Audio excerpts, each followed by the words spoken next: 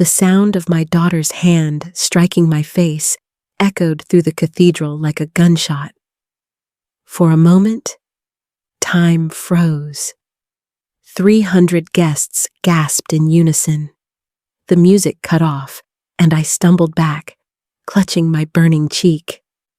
The world blurred her wedding gown glowing under the chandeliers, whispers rippling through the crowd, and my own heart hammering in my chest. At 67 years old, I had never imagined that my only daughter would humiliate me like this on what was supposed to be the happiest day of her life. I am Linda Cooper, and that slap was not just a moment of anger, it was the breaking point of a story that began long before the wedding bells ever rang. I raised Emma from the time she was 5 years old. I poured my life, my love, and every ounce of strength I had into giving her a future brighter than anything I ever knew. And yet, standing in that room full of strangers, I realized something had gone terribly wrong. This isn't just a story about betrayal at a wedding. It's a story about resilience, about how love can be twisted, how trust can shatter in an instant, and how, even in the deepest pain, truth eventually rises to the surface. If you're listening now, I want you to come with me back to where it all began. Let me show you how a gift of a lifetime turned into the cruelest test of my life, and why that slap, as painful as it was, became the moment everything finally made sense. When I look back, it feels like my entire life was measured in the milestones I shared with Rachel. I first held her when she was 5 years old, a tiny girl with wide, frightened eyes who clung to my hand like I was her last anchor. She had already seen more heartbreak than any child should ever know. I promised myself, and her, that she would never feel abandoned again. Those early years were a patchwork of small victories, sitting beside her through endless nights of nightmares until she finally trusted sleep again. Watching her laugh for the first time as we planted dandelions in the backyard, calling them flowers with so much pride. Helping her memorize lines for her school play, her voice trembling with both nerves and excitement. Every moment stitched us together until we were more than just mother and daughter. We were survivors of the same storm. I worked long days building Cooper Technologies, pouring myself into the business so Rachel could have every opportunity. But I never let her feel second to my career. I was there for the birthdays, the graduations, the late-night talks about heartbreak and dreams. Each milestone reminded me that every sacrifice had been worth it. When she walked across that stage to accept her college diploma, I felt like the proudest mother alive. So when Rachel told me she was engaged, I should have been nothing but overjoyed. Ethan Blackwell, handsome, charming, from an old money family that owned luxury hotels on the East Coast. Rachel lit up whenever she spoke about him, and for a while, I convinced myself this was everything I had ever wanted for her. But as the wedding plans unfolded, something in her began to change. She stopped asking my opinion. Decisions were made without me. The budget. She brushed me off, saying Ethan's family had it covered. Every time I tried to contribute, she waved me away with that polished smile that didn't quite reach her eyes. It hurt in ways I couldn't put into words. But I told myself this was what growing up looked like, my daughter carving her own life, her own choices. Still, I wanted to give her something that would truly matter. Not just a check, not some material luxury, but a legacy. I had built Cooper Technologies from scratch. Every patent, every deal, every late night fueled by coffee and grit. The company was valued at over $40 million, and I always believed one day Rachel would carry it forward. So I decided her wedding would be the perfect moment. I remember sitting across from her at our favorite coffee shop, The same little corner cafe where we celebrated her first job, her engagement, and so many quiet victories. I placed a leather folder on the table documents that granted her 45% ownership of my company. I kept majority control, but it meant she would always be secure, with dividends alone providing more than enough for a lifetime. I expected tears, gratitude, maybe even a hug. What I got instead was a cold, dismissive look I will never forget. She pushed the folder back toward me as if it were contaminated.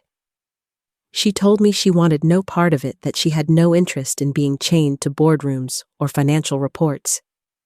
She didn't want the legacy I had built with blood and sweat. My heart sank in that moment. For the first time in 23 years, I felt like I was staring at a stranger. The little girl who once clung to me for safety was gone, replaced by a woman who saw no value in the very thing that had given her every chance in life. I left that cafe shaken, the leather folder still in my hands, heavier than it had ever felt before. I didn't know it yet, but her rejection wasn't the end of the conflict. It was only the beginning. What came next would test not only my love as a mother, but my very survival. And it began with a demand I never could have imagined. I thought the worst moment was behind me when Rachel pushed that folder back across the cafe table. But 2 days later, she proved me wrong. Her voice was almost casual when she said it, like she was asking me to pick up milk on my way home. She wanted $30 million. In cash? At first, I thought I had misheard her. 30 million? It was so outrageous, so disconnected from reality, that I almost laughed. But she wasn't joking. She wanted me to liquidate nearly everything I owned: my company, my savings, even my home, so she and Ethan could buy an estate in Napa Valley. A sprawling vineyard with guest cottages, luxury, and the kind of lifestyle you'd expect to see in glossy magazines. My stomach twisted. She wasn't asking for security. She wasn't asking for help starting her life. She was asking me to erase mine so she could live in comfort with a man I barely knew. I told her I couldn't, that it wasn't reasonable, but her tone turned hard. She reminded me of my age 67. How much more did I think I really needed? The days that followed blurred into a cycle of ringing phones and hollow conversations. Every call from Rachel carried the same question, the same demand. Had I thought about it? Was I ready to give her the money? There was no warmth, no curiosity about how I was doing. Not once did she ask about my health, my work, or even if I was sleeping. I felt less like her mother and more like a bank account she believed she was entitled to. At night, I lay awake, staring at the ceiling, wondering where I had gone wrong. How had the little girl who once clung to me in thunderstorms become this woman, bargaining my years of sacrifice against her vision of happiness? I finally turned to Marcus, my attorney. He had handled my business affairs for over 15 years, a man who valued blunt honesty over sugarcoating. When I told him what Rachel was asking, he didn't hesitate. If I gave her the money, I'd be bankrupt within 5 years, and she would likely come back asking for more. His words cut deep, not because they were cruel, but because I knew he was right. Desperate. I called my sister Helen in Oregon. She had always been close to Rachel, sometimes even more like a friend than an aunt. I thought maybe she could reason with her, soften her, remind her of the bond we once had. But Helen was horrified. She said it didn't sound like Rachel at all, that the words, the entitlement, the strategy, sounded coached, manipulated. She believed Ethan had a hand in it, whispering in her ear, twisting her perspective. And in my heart, I knew Helen was right. I'd only met Ethan a handful of times, but something in his eyes had always unsettled me. He had that polished charm, the kind you find in expensive country clubs and old money circles.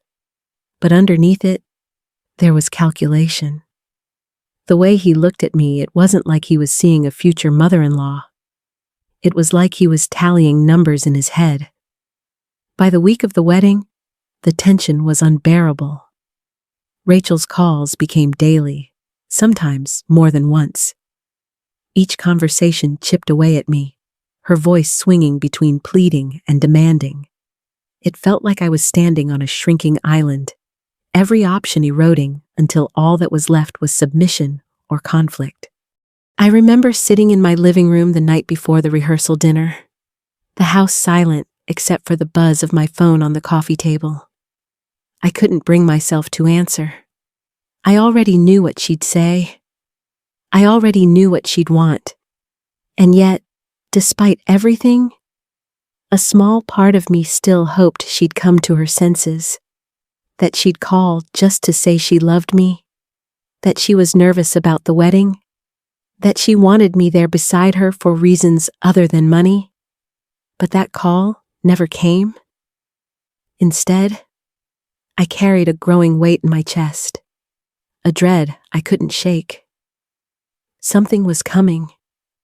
I could feel it in the silence between phone rings, in the way Ethan's family smiled just a little too wide, in the way Rachel's eyes seemed to shine with something sharp and cold whenever she mentioned the future.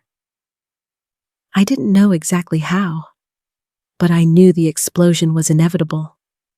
And when it came, it wouldn't just shatter me.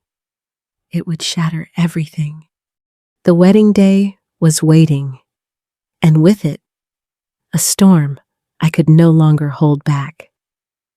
The morning of Rachel's wedding should have been a day filled with joy. Instead, I woke with a weight in my chest that pressed harder with every hour that passed.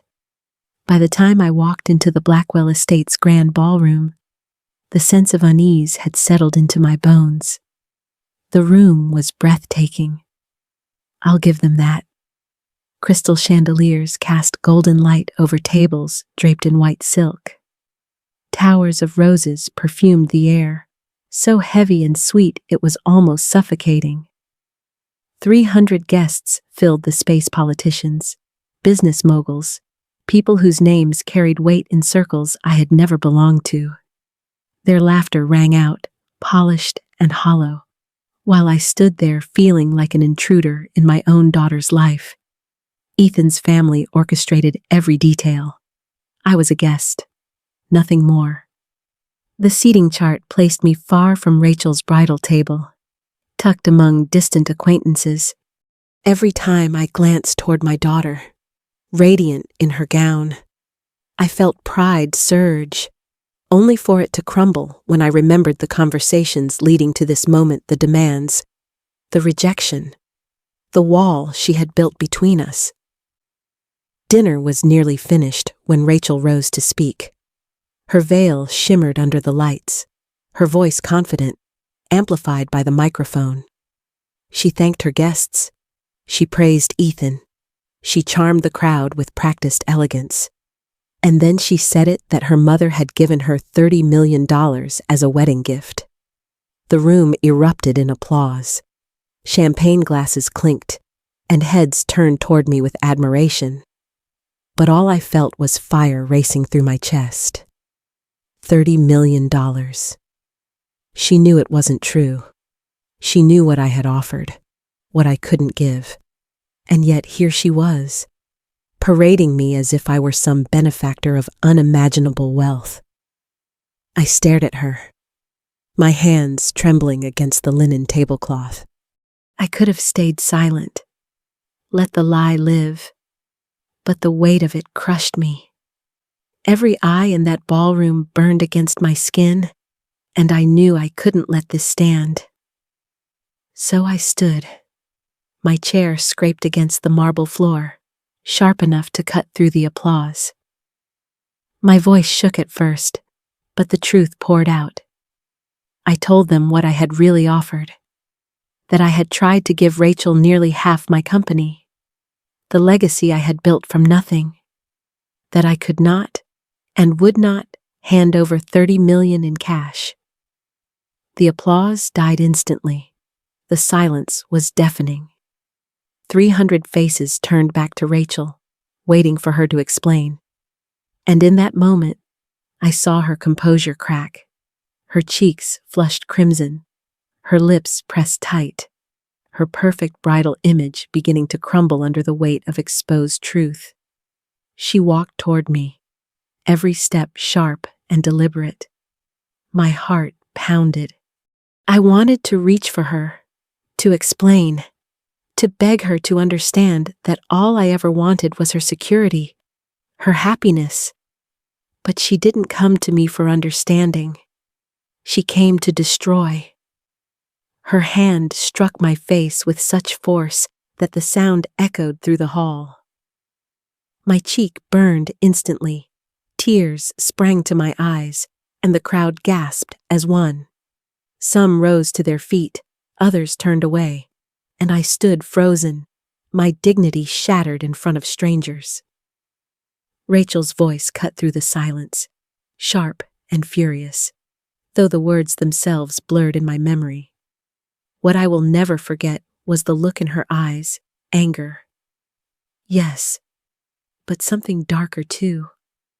A coldness that told me I was no longer her mother in her eyes, but an obstacle. 2 ushers appeared at my side, murmuring that I should leave. My legs felt like stone, but somehow I moved, guided toward the exit, while whispers followed me like daggers. As the heavy doors closed behind me, the music inside resumed, muffled but relentless. My daughter's wedding continued without me, as though I had never been there at all. I pressed my hand against my cheek, still stinging, and the humiliation cut deeper than the slap itself. I had been erased in a single moment, but as I walked out into the night air, I knew the story wasn't finished. Something about Ethan, about his family, about the way Rachel had changed it all, pointed to a truth I hadn't uncovered yet, and that truth would prove far more devastating than the slap. The days after the wedding felt like walking through the ruins of a life I no longer recognized. My cheek healed quickly, but the wound in my heart lingered. Rachel didn't call. Not once. When I finally gathered the courage to reach out, her voice was cold, mechanical. She spoke only of numbers, inheritance, assets, cash flow, not love, not family, only money. My daughter sounded like a stranger. I lay awake at night, replaying every moment, trying to find the thread that unraveled us. And then it hit me, this wasn't just Rachel. This was bigger. Her words, her demands, the way she carried herself at that wedding, it all felt scripted, orchestrated. Someone else's hand was on the strings. That's when I decided to investigate. I started small, public records, financial filings, news archives. Ethan's family was known for wealth, their name tied to hotels, real estate, charity galas. But as I dug deeper, the shine began to crack. Several properties had quietly changed hands in recent years, sold under shell companies. Court documents revealed lawsuits, unpaid loans, creditors circling like vultures. Their empire wasn't thriving, it was collapsing. And then I found it. Bankruptcy filings, hidden in the back pages of a county clerk's database. Ethan's father had refinanced nearly everything, using the family estate as collateral. Debts ran into the tens of millions, far beyond anything they could cover. Their world was built on borrowed time, and it was crumbling fast. Each discovery made my chest tighten. My daughter hadn't just fallen in love, she had been pulled into a scheme. I could see it clearly now. Ethan's charm, his calculated patience, the sudden pressure for cash. Rachel wasn't simply greedy, she was being used. My $30 million wasn't meant for her happiness. It was meant to plug holes in a sinking ship. I remember sitting at my kitchen table late one night, papers spread out around me, the hum of the refrigerator filling the silence. My hands shook as I traced the pattern of debt, manipulation, desperation. I realized Rachel wasn't just estranged, she was a pawn, and I was the target. The truth was devastating, but with it came a strange clarity. I had spent months drowning in guilt, wondering what I had done to turn my daughter against me. But this wasn't the story of a mother who failed. This was the story of a family that preyed on my love, turning it into a weapon. I closed the folder of documents and pressed my palms against the table. The humiliation of the wedding still burned, but it no longer defined me. Now I had something stronger than shame. I had the truth. And I knew exactly what I had to do next. Because if Ethan thought he had broken me, he was about to learn that I still had fight left in me. The battle for my daughter's soul and for justice was just beginning. When I finally held the evidence in my hands, the choice was clear.